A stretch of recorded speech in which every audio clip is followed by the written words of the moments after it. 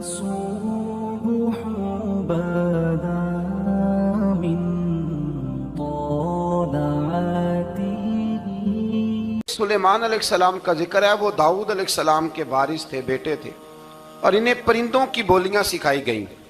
جنات اور انسانوں کے لشکر کا ایک فوجی ڈسپلن کے ساتھ ان کے پاس حاضر رہتے تھے. وہ جو ان کا لشکر تھا نا، اس میں انسان بھی تھے، جن بھی تھے، اور اس کے اندر پرندے بھی تھے.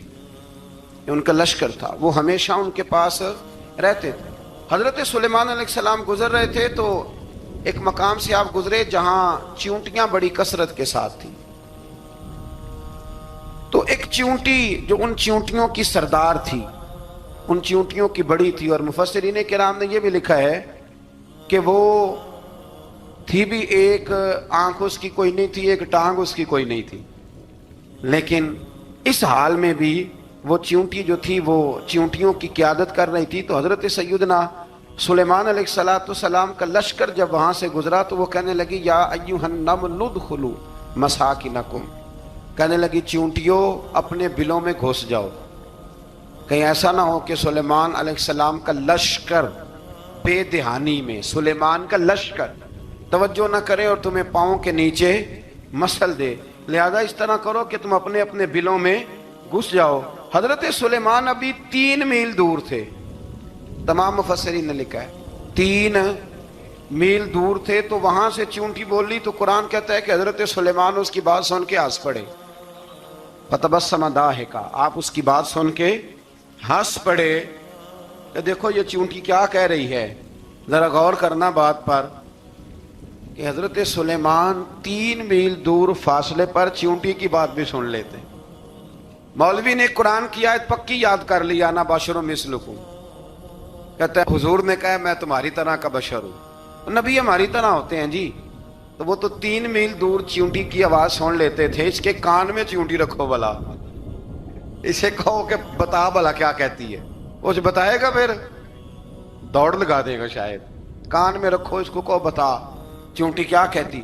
اور اگر یہ لفظ نہ ہوتے قرآن کے کہ جب انہوں نے سنا تو ہنس پڑے، یہ جملے نہ ہوتے تو شاید اس کو بھی نہ مانتے.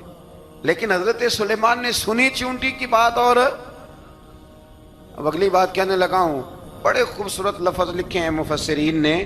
فرماتے ہیں دیکھو ایک چیونٹی نے ایک جملہ بول کے اپنے قبیلے کی خیر خواہی کی تو رب نے اس کا جملہ بھی قرآن میں بیان فرما دیا.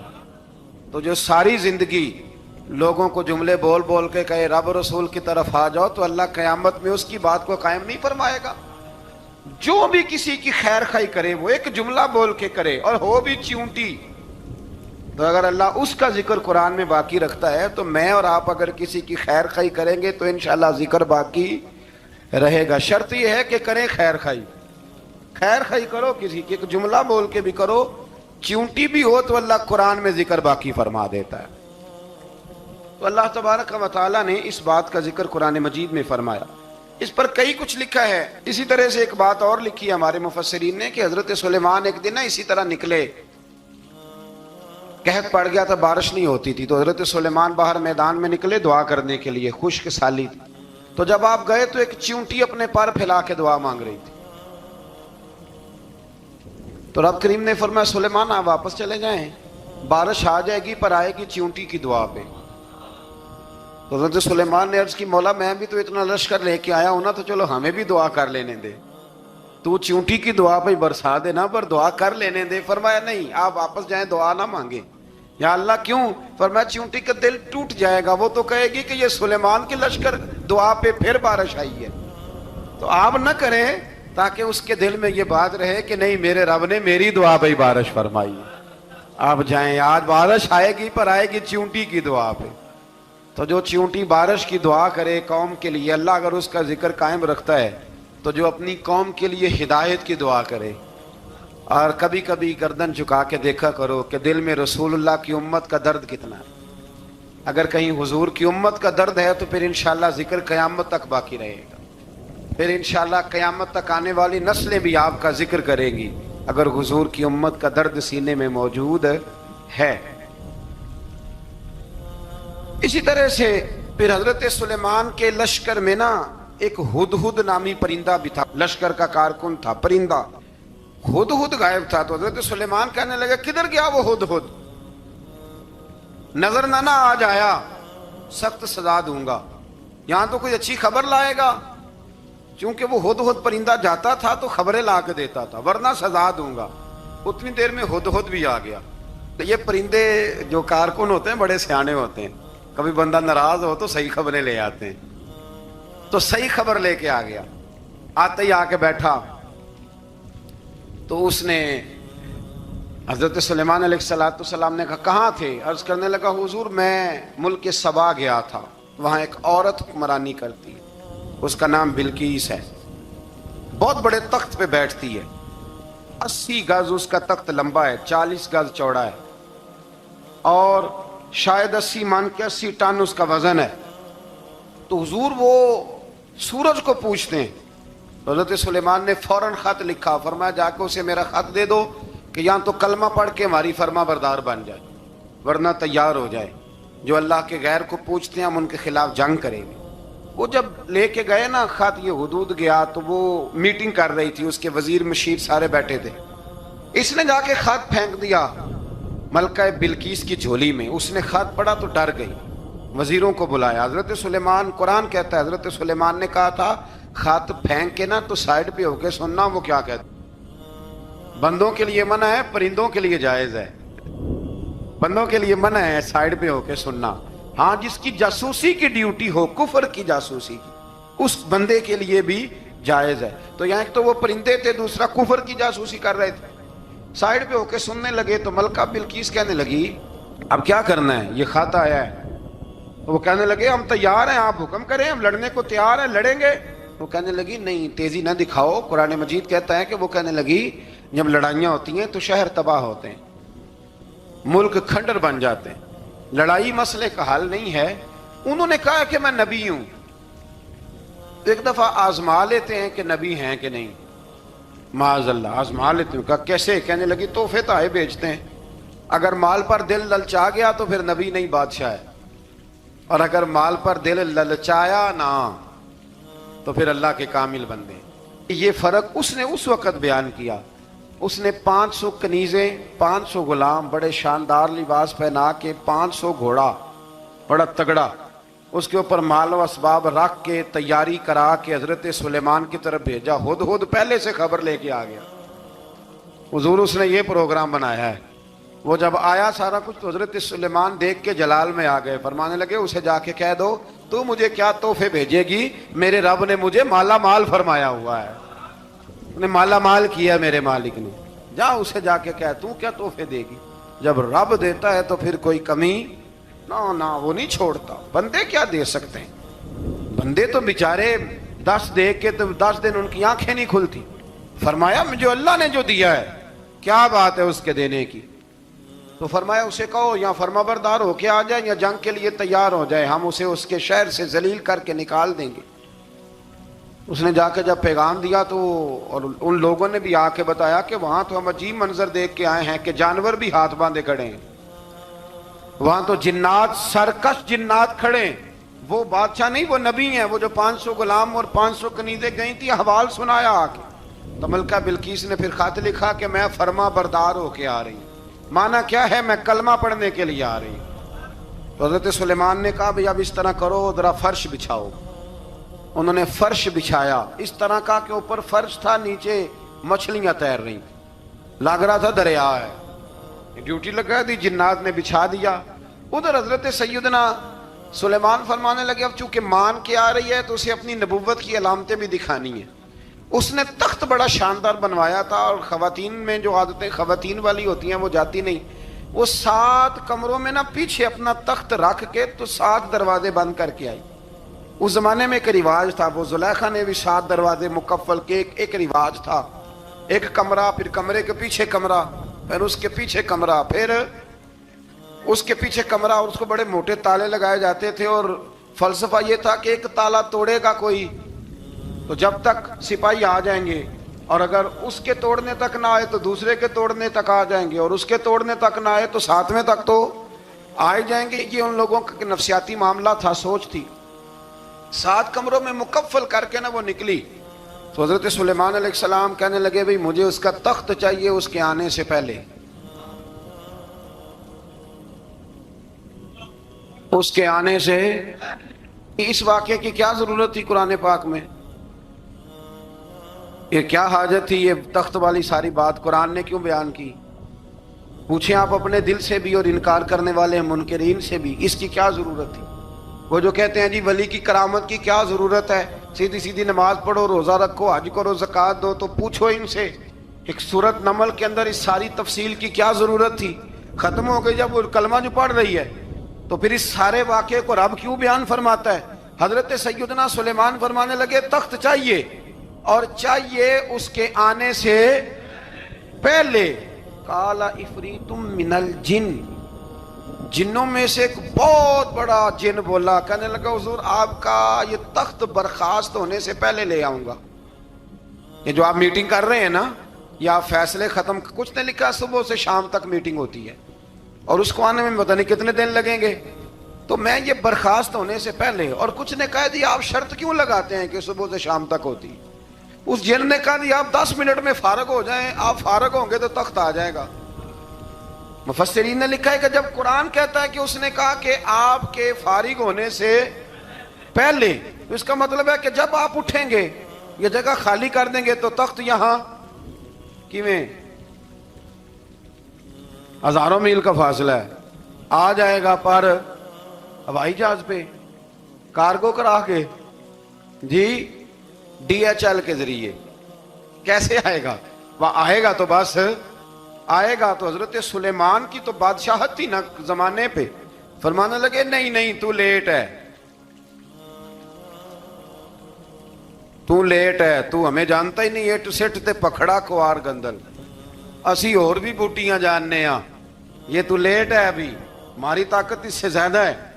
بڑی کمال بات لکھی ہے لکھنے والوں نے. ایک مفسر نے لکھا ہے کہ ابھی حضرت سلیمان نے غلاموں سے منگوایا ہے، اپنی بات کوئی نہیں کی. یہ حال ہے ان کے غلاموں کا، تو سردار کا عالم کیا ہوگا؟ حضرت سلیمان کہنے لگے بھی جلدی جائیے. قال الذی عنده علم من الکتاب انا آتیک بہ قبل ان یرتد الیک طرفک. تو اٹھا ان میں سے وہ جس کے پاس کتاب میں سے علم تھا، ساری کتاب کا بھی نہیں، علم من الکتاب، کتاب. وہ اٹھے جن کے پاس کتاب میں سے علم تھا، تو وہ اٹھ کے کہنے لگے حضور میں لے آؤں گا. کب؟ آپ کے آنکھ جھپکنے سے نہیں، آنکھ جھپکنے سے. بندہ تھا جن تھا؟ جن کی تو بات مانی نہیں انہوں نے. کیا کہا؟ آنکھ جھپکنے سے، میں آنکھ جھپکنے سے پہلے لے آؤں گا. تو حضرت سلیمان کہنے لگے تو ٹھیک ہے چل لا پھر، لا پھر. آنکھ جھپکنے سے بڑے ہی نہیں، پھر غصہ نہیں آتا ان پہ، پھر غصہ نہیں آتا. میرے شیخ کامل، مرشد اکمل، شیخ بحر و بار حضور غوث پاک جیلانی، حضرت غوث اعظم یوں کر کے شاگردوں کو، مریدوں کو سبق پڑھا رہے تھے، پڑھاتے پڑھاتے ہاتھ آگے کیا، اور جب ہاتھ واپس آیا تو بھیگ گیا تھا سارا. تو شاگرد کہنے لگے حضور یہ کیا ہے؟ فرمایا تمہیں نہیں سمجھ آئے گی، چھوڑو تمہارے والی بات نہیں. ہاں خاصاں دی گل آما آگے نہیں مناسب کرنی، رہنے دو تم. کچھ وقت گزرا تو کچھ لوگ آ گئے، ابھی کلاس ختم نہیں ہوئی تھی، کپڑے بھیگے ہوئے ہو. وہ شاگرد پہلے ہی منتظر تھے. کہا تمہیں کیا ہوا؟ کہنے لگے دریا میں جا رہے تھے، اچانک ہچکولیں آنے لگے. تو ہم نے کوئی کسی بے عمل کا بازو تو نہیں نہ تھاما، ہم غوث اعظم کے ماننے والے ہیں. تو دریا میں کہا یا شیخ عبد القادر جیلانی شیئا للہ، اللہ کے راستے میں مدد کرو. تو کہنے لگے بس ایک ہاتھ ہی آیا ہے، اور یوں کشتی کھینچ کے باہر نکالی ہے. تو اب وہ شاگرد سارے چپ کر گئے، کہنے لگے جواب کیوں نہیں دیتے؟ انہوں نے کہا تم نے ہاتھ دیکھا ہے پہنچتا ہوا، اور ہم نے ہاتھ دیکھا ہے یہاں سے جاتا ہوا. تم نے پہنچتا ہوا دیکھا ہے، تو ہم نے حضرت بہاؤالحق نقش بند بخاری، ان کی ایک مریدنی تھی، اوپر چبارے پہ کسی نے اس کی عزت پہ ہاتھ ڈالا.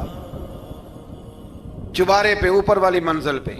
उस मुरीदनी ने अपनी इज्जत बचाने के लिए छलांग लगा दी। जब वो नीचे गिर रही थी तो हजरत बहावलक नक्शबंद बुखारी पहुंच गए। नीचे कोई ऐसा बंदोबस्त कर दिया, कोई चारपाई बिछा दी, कोई ऐसा जिस पे वो आके आराम से गिरी और बच गई। हजरत साहब की तरफ देख के कहने लगी, हुजूर आप कब आए? फरमाने लगे, पुत्र जब तू चुबारे से चली थी तब मैं बुखारे से चला था। जब तू चुबारे से चली थी ना तब मैं बुखारे से चला था, और तेरे नीचे आने तक मैं भी पहुंच गया हूं। मैं भी माली दा कम राखी करना, फल कच्चे होण या पक्के, ये पीर मुरीदां दे सिर ते ही रहिंदा है।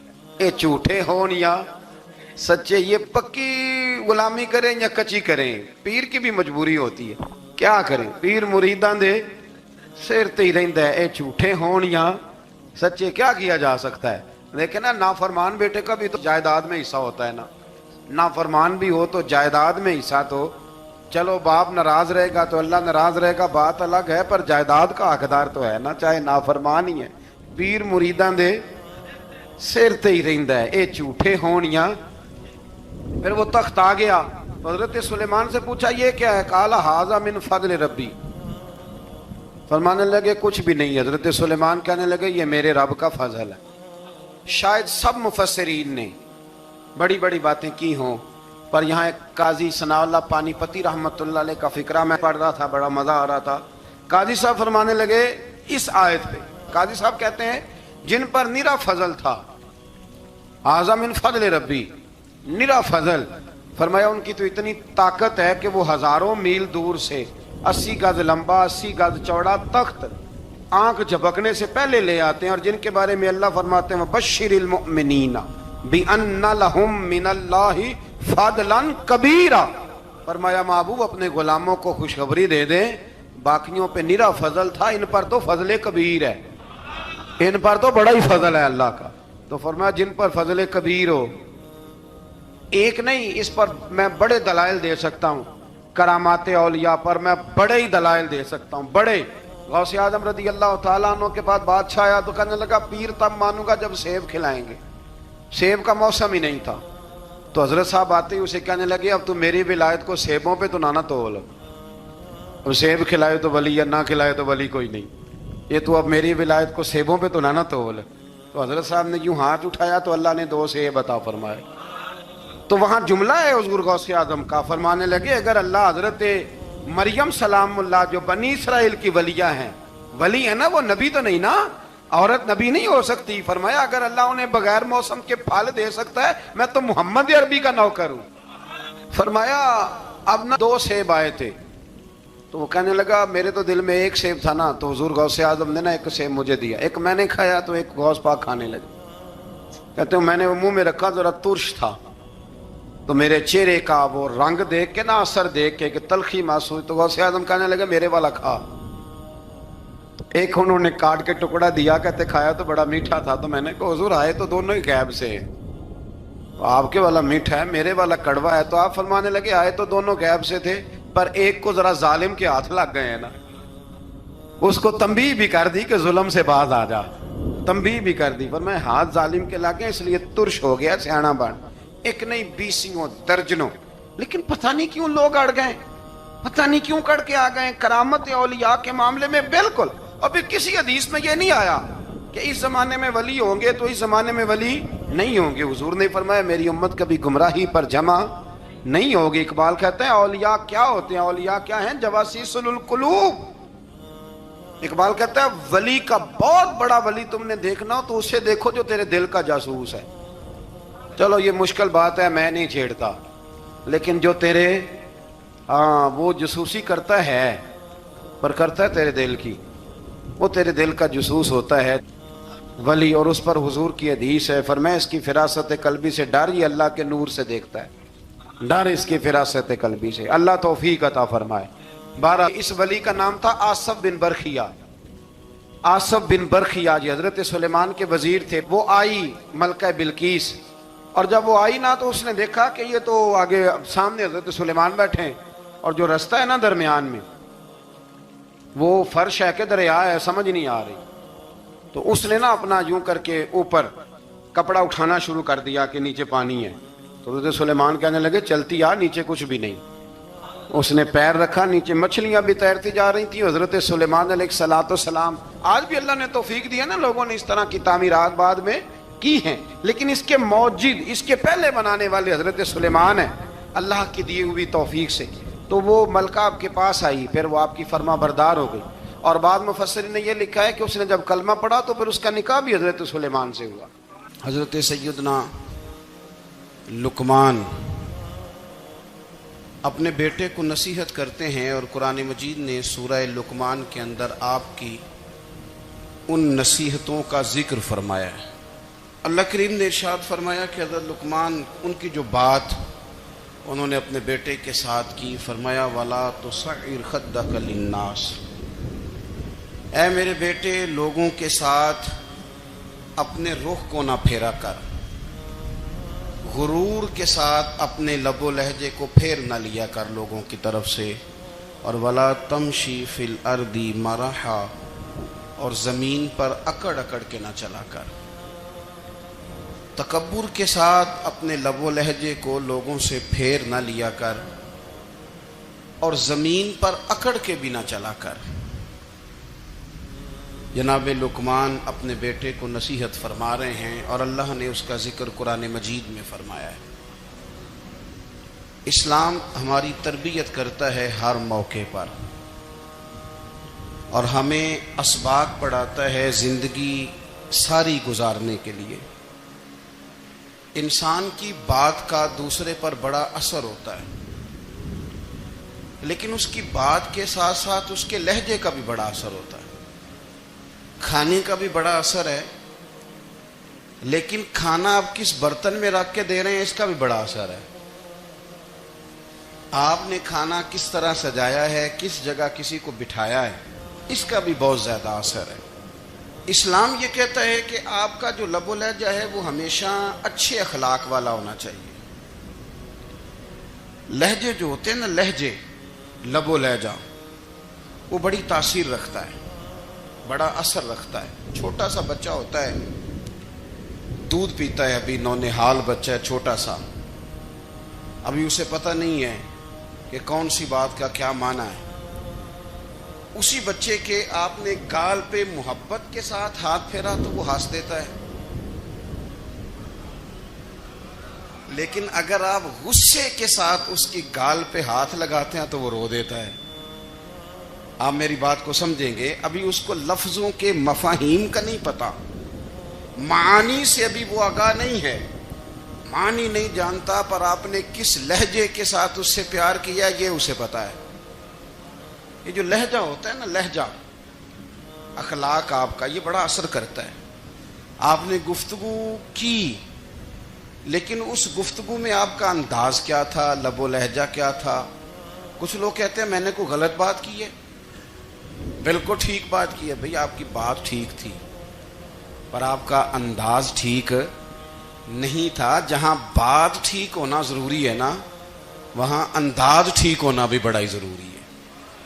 آپ کے لہجے کا خوبصورت ہونا اور آپ کے لفظوں کا حسین ہونا بھی بڑا ہی ضروری ہے. اگر آپ تھوڑا سا معاشرے میں غور کریں تو کچھ لوگ ایسے ہیں جو طبعاً ہی بیچارے دنیا میں آئے ہی شکوہ کرنے کے لیے. ان کے لہجے سے نہ ترش روئی برستی ہے, تلخی ہے. وہ جی میں فلاں آدمی کے پاس گیا تو اس نے میری بات نہیں سنی, فلاں شخص سے میری ملاقات ہوئی, میں نے وقت گزارا پر وہ بندہ ٹھیک نہیں نکلا, فلاں کے ساتھ میں آگے بڑھنا چاہ رہا تھا پر میرے معاملات چل نہیں سکے. تو بھئی آپ دوسروں کو ناپتے اور تولتے رہے, آپ کو یہ دیکھ لینا چاہیے تھا کہ آپ کا انداز فکر ہی کہیں غلط نہ ہو.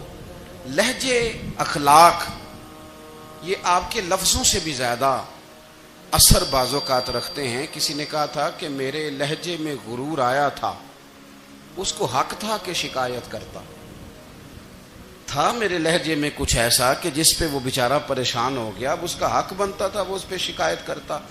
تو میرے عزیز, آپ بات کو یاد رکھیں گے کہ جو اخلاق ہے, آپ کا جو اخلاق ہے, جو آپ کا کردار ہے, وہ اپنی ایک خوبصورتی رکھتا ہے. اس لیے میرے نبی پاک صلی اللہ تعالی علیہ وآلہ وسلم نے فرمایا تم میں کامل مومن وہ ہے جس کا اخلاق زیادہ اچھا ہے. جو کہانیاں زیادہ سناتا ہے وہ نہیں, جو اپنی خدمات زیادہ بتاتا ہے وہ نہیں, جو باقی سب کی نفی کر کے کہتا ہے کہ دنیا میں کوئی بندہ ٹھیک نہیں صرف میں ٹھیک ہوں, وہ والا بندہ نہیں. بلکہ فرمایا جس بندے کا اخلاق زیادہ اچھا ہے. اخلاق دیکھیں, یہ جو آپ کا لہجہ ہوتا ہے نا, یہ بہت زیادہ اثرات مرتب کرتا ہے آپ کے گھر پہ بھی باہر بھی. آپ اگر اپنی گفتگو میں باڈی لینگویج کو تھوڑا سا اچھا رکھیں, کچھ لوگ ایسے ہوتے ہیں جو بات بڑی صحیح کرتے ہیں پر کچھ زیادہ ہی باتیں کرتے ہیں, تو وہ زیادہ باتیں کرنے کی وجہ سے ان کی جو صحیح باتیں ہوتی ہیں ان کا بھی وزن خراب ہو جاتا ہے, کیونکہ وہ زیادہ باتیں کرتے ہیں, ہر وقت بولتے ہیں, ہر وقت بات کرتے ہیں. تو جب وہ ٹھیک بات بھی کر رہے ہوں تب بھی ان کی بات کا لوگ اثر قبول نہیں کرتے. لیکن اگر ان کا لہجہ باوقار ہو, بات وہ تھوڑی کریں پر جتنی کریں ذرا سونی کر کے کریں, گفتگو میں خود بخود اثر پیدا ہو جائے گا, بات اچھی لگے گی. اخلاقی رویے اگر لوگوں کے زیادہ اچھے ہو جائیں, ایک تو مسکرانے کا بل کوئی نہیں آتا, اس کے پیسے کوئی نہیں لگتے, اور یہ بھی شکر ہے ابھی تک اس پر ٹیکس بھی کوئی نہیں, یہ بھی مقام تشکر ہے. تو اگر آپ بات کریں اور اس میں تھوڑی سی مٹھاس پیدا کر لیں, آپ تھوڑی سی بات میں نا مٹھاس. میرے ایک کلاس فیلو ہیں, تو وہ تقریر کر رہے تھے اور میں سن رہا تھا, تو مجھے بعد میں کہنے لگے آپ تبصرہ کریں میں نے کیسی تقریر کی ہے. یہ ہوتا ہے نا جی, بعض اوقات دوست بیٹھتے ہیں بے تکلف تو کئی دفعہ کچھ باتیں ایسی ایک دوسرے کے ساتھ کرتے ہیں. تو مجھے کہنے لگے آپ بتائیں کہ میں بات کر رہا تھا تو کیسی تھی. تو میں نے کہا جب آپ بات کر رہے تھے تو میں ڈر رہا تھا, مجھے لگ رہا تھا کہیں آپ لڑ نہ پڑیں. بھئی آپ اطمینان سے بات کریں, آپ تسلی سے بات کریں, آپ خندہ پیشانی کے ساتھ بات کریں. میرے نبی پاک صلی اللہ تعالی علیہ وسلم نے فرمایا, مسلم شریف کی حدیث ہے, حضور فرماتے ہیں نیکی کو کبھی چھوٹا نہیں سمجھنا, نیکی کو حقیر نہیں سمجھنا. کچھ نہ ہو سکے تو اپنے بھائی سے مسکرا کے بات ہی کر لیا کرو. بات کرو تو تمہارے لہجے میں ترش روئی نہ ہو. بعض اوقات آپ تلخ بات کرتے ہیں, آپ کا لہجہ تلخ ہوتا ہے تو آپ کی صحیح بات بھی قبول نہیں کی جاتی. لیکن اگر آپ کے لہجے میں مسکراہٹ ہو, آپ کے لہجے کے اندر خوبصورتی ہو, تو آپ کے اپنے بھی آپ کے بیگانے بھی سب کے سب آپ کی بات کو تسلی کے ساتھ سمجھنا وہ گوارا کریں گے. اسی طریقے سے ہمارا دل کرتا ہے کہ لوگ ہماری بات سنیں, ہمارے گرویدہ ہوں, ہم جو پیغام دینا چاہتے ہیں وہ پیغام لوگ اچھے طریقے سے قبول کریں, اس پر لوگوں کی توجہ زیادہ ہو, یہ ہمارا شوق ہوتا ہے.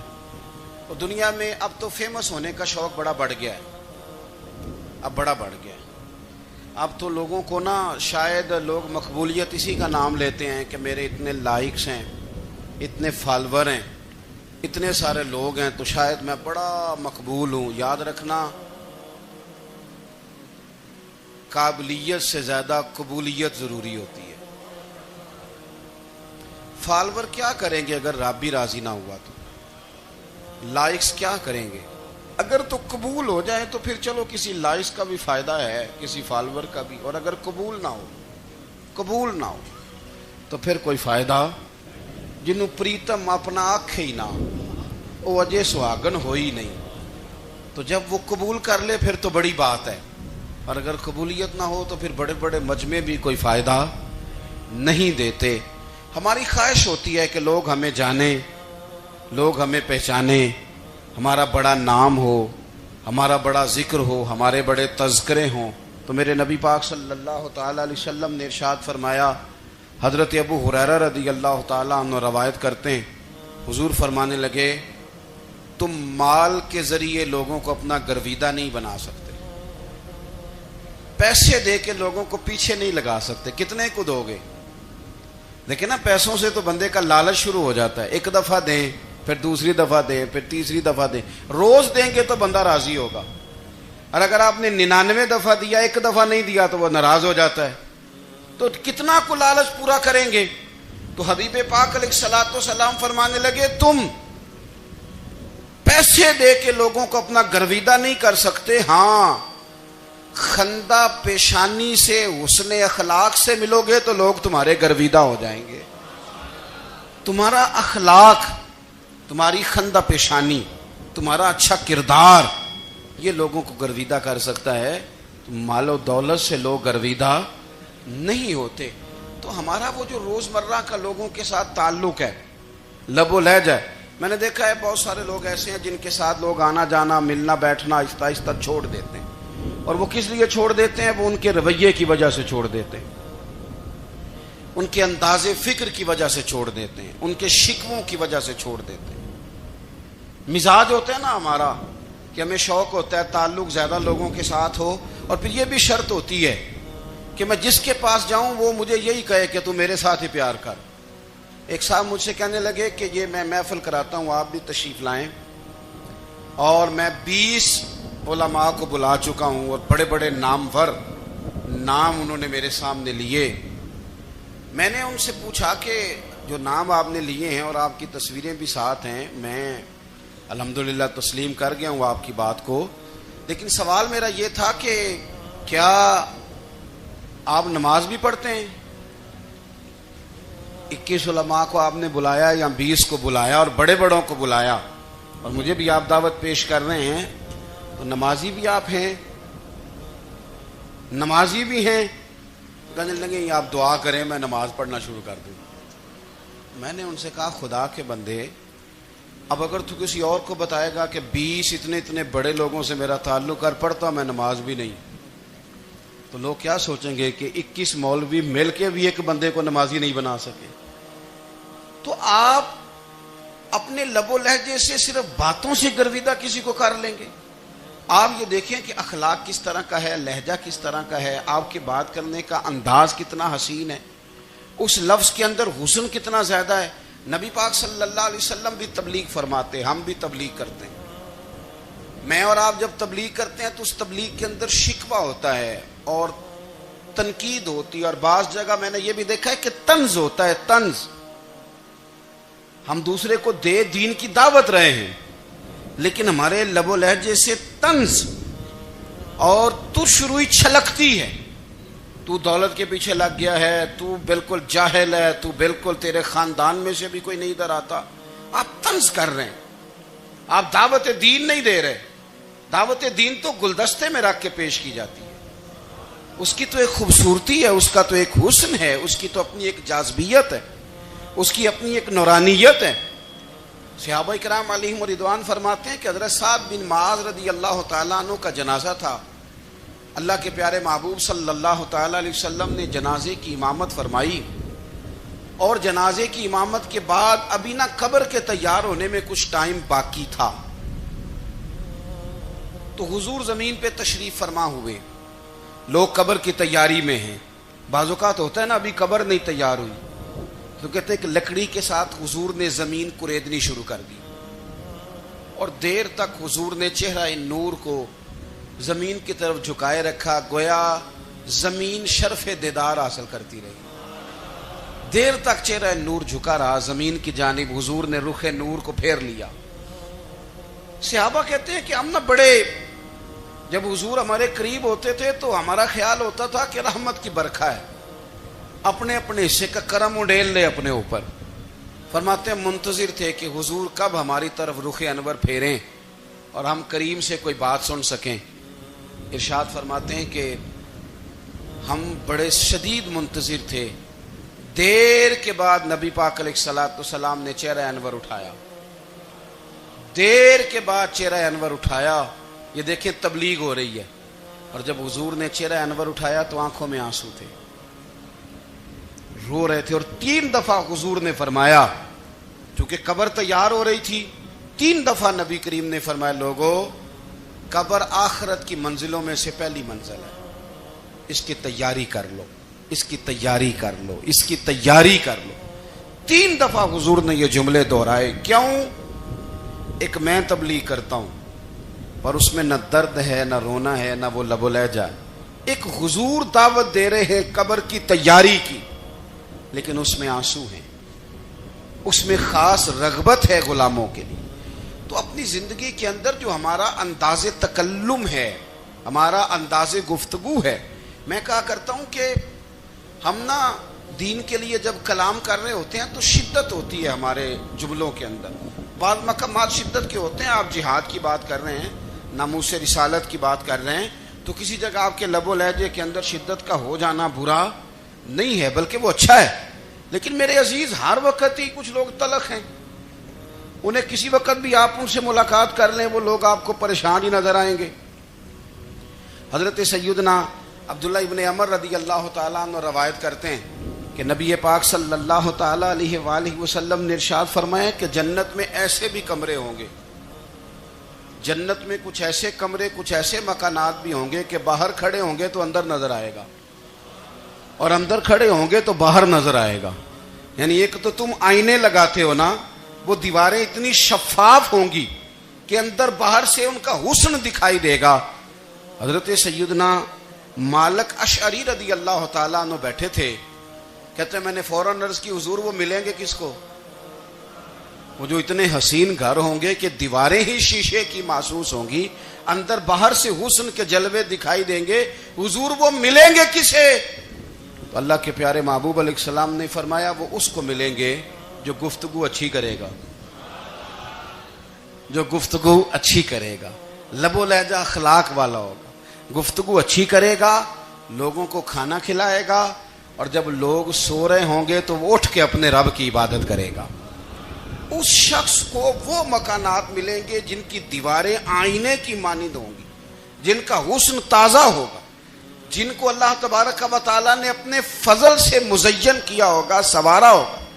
ہم اگر تھوڑی سی توجہ کریں نا، کئی دفعہ وقت گزر جاتا ہے، لہجہ نہیں بھولتا، لہجہ یاد رہتا ہے. آپ تو 2 منٹ کے لیے غصے میں تھے نا، تو آپ نے کوئی بات کر دی کسی غریب کو، کسی شخص کو، آپ غصے میں تھے، آپ نے کہہ دیا، اس بیچارے نے سن لیا، لیکن وہ باتیں اسے سونے نہیں دیتی، بار بار یاد آتی. کوئی آپ کے ساتھ تلخ کلام کر دے نا، کبھی تلخ گفتگو کر دے، بندہ جب سامنے آتا ہے وہ باتیں یاد آ جاتی ہیں، تکلیف ہوتی ہے، اور وقت گزر جاتا ہے. لڑائیاں ہمیشہ چل نہیں سکتی. لڑائی کتنی دیر کی ہوتی ہے؟ 1 دن کی، 2 دن کی. قتل بھی ہوں تو اگر قاتل کو پھانسی بھی ہو جائے تو پھانسی کے بعد بالآخر لڑائی تو ختم ہو ہی گئی نا. لڑائی ہمیشہ چلتی، تلخی ہمیشہ چل سکتی نہیں. تلخی روٹین میں چلنے والا سکہ، کوئی سکے روٹین میں چلتے وقتی ہوتے. یہ جو غصے کا لب و لہجہ ہے، تلخی کا سکہ، یہ بھائی روٹین میں نہیں چلتا، اس نے ایک نہ ایک دن ختم ہو جانا ہے. روٹین میں پیار ہی چلتا ہے. حضرت جابر ابن عبداللہ کہتے ہیں حضور پہلے دن مدینہ منورہ آئے، میں زیارت کے لیے گیا تو میں نے مسکراتے دیکھا. 10 سال میں دیدار کرتا رہا، اور وصال سے چند دن پہلے بھی میں نے زیارت کی تو مدینے والے محبوب کو مسکراتے ہوئے ہی دیکھا ہے. یہ جو آپ کا لب و لہجہ ہے نا، اخلاق والا، حسن والا، مسکرانے والا، یہ لب و لہجہ نا ذرا لمبا چلتا ہے. یہ روٹین ہے، یہ روز چلے گا. یہ سکہ وہ ہے جو رائج الوقت رہتا ہے، یہ کبھی بھی ختم ہونے والا یہ خزانہ ہے. تو یہ جو آپ کا تلخ لب و لہجہ ہے، یہ روٹین نہیں.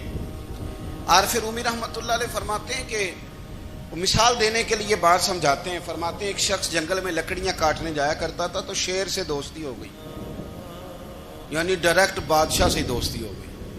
اور بادشاہ بھی وہ جو جنگل کا بادشاہ ہے، جنگل کے بادشاہ سے دوستی ہو گئی. اب وہ لکڑہارا غریب آدمی تھا، لکڑیاں تو کاٹنی ہوتی تھی. تو وہ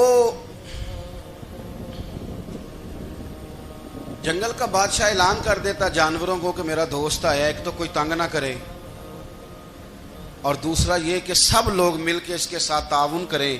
کبھی کوئی جانور لکڑیاں اکٹھی کراتا، کبھی کوئی اپنی پشت پہ گدھا، بیل، گھوڑا، خچر رکھ کے وہ لکڑیاں باہر چھوڑنے آتا. تو اب اس کی بڑی دھوم مچ گئی جنگل کے اندر. لکڑہارا مزدور تھا، وہ بادشاہ سے دوستی کر کے بادشاہ ہی بن گیا. وہ گھر آ کے نا بیوی کو اکثر بتاتا کہ میرا ایک دوست ہے، میں جاتا ہوں تو ساری پہلے ہی مخلوق کھڑی ہوتی ہے میرے استقبال کے لیے. دوستی جو بڑے سے ہو گئی ہے. بنا ہے شاہ کا مصاحب تو پھرے ہے اتراتا، وگرنہ شہر میں غالب کی آبرو کیا ہے؟ ہمیں تو پوچھتا ہی کوئی نہیں، یہ تو بنا ہے شاہ کا مصاحب تو پھرے ہے اتراتا، وگرنہ شہر میں غالب کی آبرو کیا ہے؟ تو وہ لوگوں کو بتاتا، بیوی کو بھی بتاتا، دوست ہے تو بیوی کہنے لگی اتنے تو تعریفیں کرتا، یہ نہیں بتایا کہ وہ جنگل کا شیر ہے، بس نیرا دوست بتا دیا۔ بیوی کہنے لگ گئی کہ تو اتنا جو اس کا ذکر کرتا ہے تو کسی دن بلا نا، بلا کسی دن تاکہ اس کی دعوت کریں۔ اب اس نے پھر نہ اس کو پردے میں رکھا، کیا کہتے ہیں آج کل، سرپرائز دینا ہے، مگر سرپرائز دینا ہے جی، پردے میں رکھا کہ وہ شیر ہے۔ تو وہ بلا لیا گھر، اب اس کے لیے کچا گوشت، ظاہر ہے شیر نے کچا گوشت دکھانا تھا، وہ کہنے لگی پکانا کس طرح کا ہے؟ وہ کہنے لگا جب وہ آئے گا پھر بتاؤں گا۔ اب وہ کچا گوشت 2-3 بکرے ذبح کر کے ڈال دیے، وہ آ گیا شیر۔ اور پھر امی کہتے ہیں جب وہ آیا نا تو اس کی بیوی نے دیکھا تو اس نے ایک سخت جملہ کہہ دیا، کہنے لگی اوہو میں سمجھی تھی پتہ نہیں کون ہے، اس طرح کے درندے تیرے یار ہیں، کتے بلے دوست بنائے ہوئے ہیں، یہ کیا بات ہوئی؟ خیر وہ شیر نے سن لیا، گوشت کھایا، وہ چلا گیا۔ اگلے دن لکڑ آ رہا، لکڑیاں کاٹنے گیا تو شیر نے ملاقات کرتے ہی لکڑ آرے سے کہا کہ یہ نا کلاڑی اٹھا اور میری پشت پہ نا ایک زخم کر دے۔ اس نے کہا نہیں میں یہ کام نہیں کرتا، تو میرا دوست ہے۔ اس نے کہا سن بھائی میں نے پیار سے کہا ہے تو مان جا، ورنہ میں ہوں شیر، میں نے تجھ سے منوا ہی لینا ہے، میں کوئی تکلیف دوں گا مناسب نہیں، تو کر۔ اس نے کلاڑی اٹھائی اور اس کی پشت پہ ایک زور سے زخم لگا دیا، خون بہنے لگا۔ اس نے کہا تو نے آج کے بعد آنا ہے، لکڑیاں کاٹنی ہے، تجھے کوئی کچھ نہیں کہے گا، بس یہ ایک حکمت تھی جو میں نے کیا ہے۔ قصہ مختصر، وہ آتا رہا، لکڑیاں ملتی رہیں، خدمت بھی ہوتی رہی، 6-8 ماہ گزر گئے۔ ایک دن شیر اس سے کہنے لگا یہ میرے ذرا بال اٹھا کے دیکھ، وہ جو تو نے زخم لگایا تھا وہ کہاں پہ ہے؟ اس نے وہ بال اٹھا کے دیکھا تو زخم ملا ہی نہیں، کئی جگہ پہ ٹٹولا کا یار یہاں تھا یہاں تھا یہاں تھا۔ شیر نے پھر کیا کمال ہی جملہ کہا، اس نے کہا کہ وہ جو کلاڑی کا زخم تو نے لگایا تھا نا وہ مکمل ہو گیا، لیکن تیری بیوی کا جو لہجہ تھا اور اس کی جو تلخی تھی وہ آج تک میرے ذہن میں موجود ہے، وہ ابھی بھی مجھے تکلیف دیتی ہے۔ بات سوچتا ہوں مجھے اس نے درندہ کہا، اس نے میرے بارے میں اتنے کچے اور کمزور اور سخت جملے کہے، تو وہ بات مجھے بھولتی، وہ آج بھی میرے ذہن میں اسی طرح گونجتی ہے۔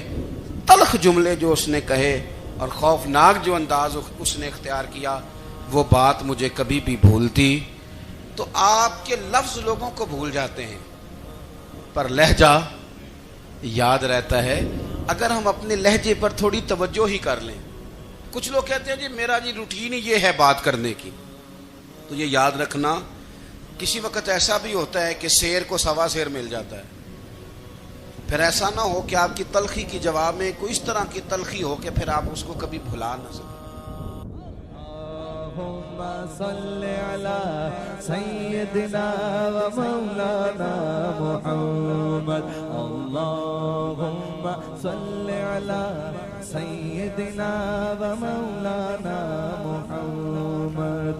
اللہ کے شیر ہے در کرار پر درود، اللہ کے شیر ہے در کرار پر درود، اللہ کے شیر ہے در کرار پر درود، حضرت حسن حسین کے کردار پر درود، اللہم صلی علی سیدنا و مولانا محمد وعلی سیدنا علی و سیدتنا فاطمہ و سیدتنا زینب و سیدنا حسن و سیدنا حسین وعلی آلہ وصحبہ وبارک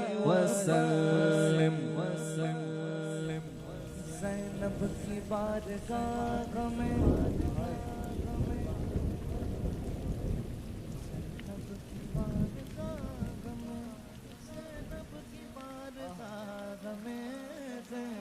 की बारगाह में सलाम नियाज है ज़ैनब की बारगाह में सलाम नियाज है जो मुर्तज़ा की लाडली ज़हरा का नाज है अल्लाहुम्मा सल्ली अला सय्यिदिना व मौलाना मुहम्मद व अला सय्यिदिना अली व सय्यदतिना फातिमा व सय्यदतिना ज़ैनब व सय्यदिना हसन व सय्यदिना हुसैन